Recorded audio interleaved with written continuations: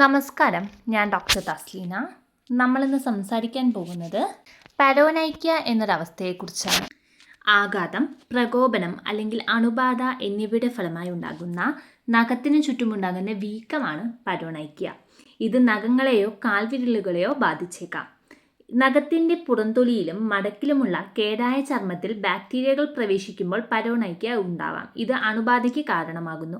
നഖത്തിൻ്റെ അടിഭാഗത്തുള്ള ചർമ്മമാണ് cuticle. നഖത്തിൻ്റെ തൊലിയും നഖവും കൂടിച്ചേരുന്ന സ്ഥലമാണ് നഖമടക്ക്. അണുബാധ കൂടുതലും ഈ ഭാഗത്താണ് കണ്ടുവരാറ്. പരോനൈക്യ ഒരു സാധാരണ നഖരോഗമാണ്. ആർക്കും ബാക്ടീരിയൽ അണുബാധയായി ഇതുണ്ടാകാം.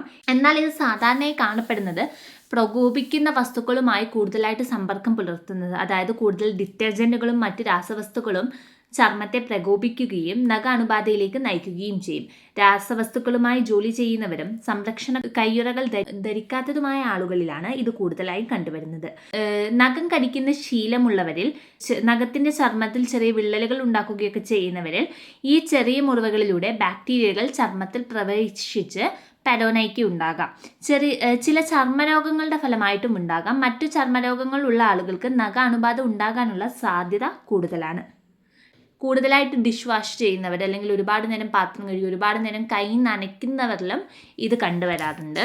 നഖങ്ങളുടെയും കാൽവിരലുകളെയും ചുറ്റുമുള്ള ചർമ്മത്തിൽ ഉണ്ടാകുന്ന ഒരു അണുബാധയാണ് ബേസിക്കലി പരോനൈക്യ. ബാക്ടീരിയ, ഫംഗസ് അണുബാധകൾ മൂലമാകാം ഇത് സംഭവിക്കുന്നത്. ഇത് നഖത്തിന് തൊട്ട് താഴെ ചർമ്മത്തിൽ ഒരു ചെറിയ മുഴയോ പോലെയൊക്കെ തോന്നുന്ന രീതിയിൽ പ്രത്യക്ഷപ്പെടാം. പിന്നീട് അത് ആഴ്ചകളോളം നിന്ന് വികസിച്ച് പഴുക്കാൻ സാധ്യതയുണ്ടാകും. ഇത് അസഹനീയമായ വേദനയും ബുദ്ധിമുട്ടുകളും ഉണ്ടാക്കാറുണ്ട്. പരോനൈക്യയുടെ ലക്ഷണങ്ങൾ സാധാരണയായി മണിക്കൂറുകളോ ദിവസങ്ങളോ കൊണ്ടാണ് വികസിക്കുന്നത്. ചിലപ്പോൾ അവ വികസിക്കാൻ കൂടുതൽ സമയമെടുക്കും. നഖം ചർമ്മവുമായി സന്ധിക്കുന്നിടത്ത് നഖത്തിൻ്റെ മടക്കും പുറംതൊലിയുമായി ചേരുന്ന ഭാഗത്ത് ലക്ഷണങ്ങൾ പ്രത്യക്ഷപ്പെടുന്നു. നഖത്തിൻ്റെ വശങ്ങളെയും ഇത് ബാധിച്ചേക്കാം.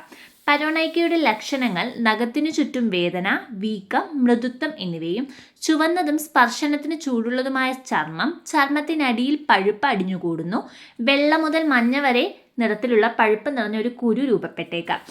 ചികിത്സിച്ചില്ലെങ്കിൽ ഇൻഫെക്ഷൻ കൂടുതൽ സ്പ്രെഡ് ആവുകയും കൂടുതൽ കോംപ്ലിക്കേഷൻസിലോട്ട് നീങ്ങുകയും ചെയ്യും. കൂടുതലായും സ്റ്റെഫൈലോകോക്കസ് അണുബാധയുടെ ഫലമായിട്ടാണ് പരോനൈക്യ ഉണ്ടാകുന്നത്.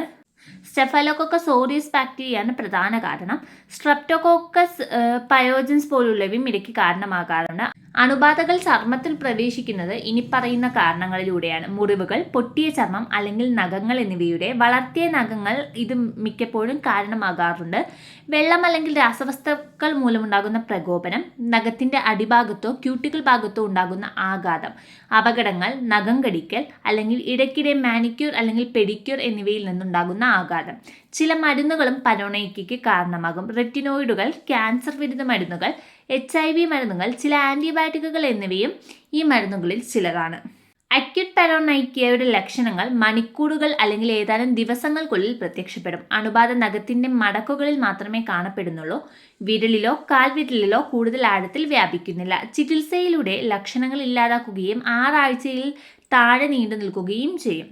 ക്രോണിക് പരോനൈക്യ ലക്ഷണങ്ങൾ അക്യൂട്ട് പരോനൈക്യയേക്കാൾ സാവധാനത്തിൽ വികസിക്കുന്നു. സാധാരണയായി 6 ആഴ്ചയിൽ അതിൽ കൂടുതലോ നീണ്ടു നിൽക്കും. ഒരേ സമയം നിരവധി വിരലുകളിലോ കാൽവിരലുകളിലോ അണുബാധയുണ്ടാകാം.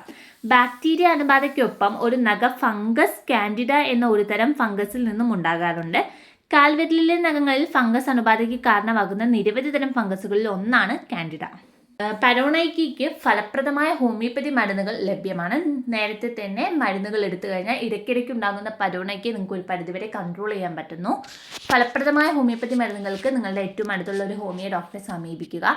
ഓൺലൈൻ കൺസൾട്ടേഷനായി ഡ്യൂട്രോപ്സ് ഹോമിയോപ്പതിയെ സമീപിക്കാൻ താല്പര്യമുള്ളവർ സ്ക്രീനിൽ കാണുന്ന നമ്പറിൽ ഞങ്ങളെ ബന്ധപ്പെടുക. നിങ്ങളുടെ മരുന്നുകൾ നിങ്ങളുടെ വീടുകളിൽ എത്തിച്ചു നൽകുന്നതാണ്.